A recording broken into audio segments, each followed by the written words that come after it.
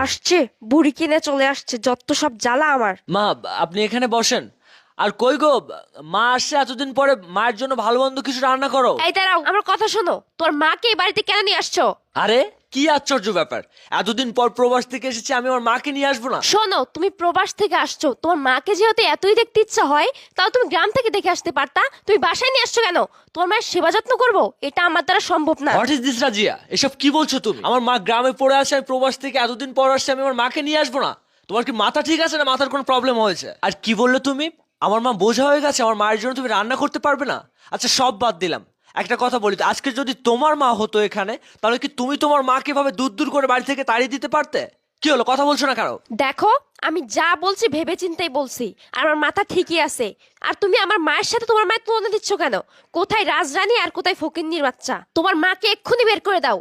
ও আচ্ছা, ভালো মন্দ খেতে আসছে, বেশ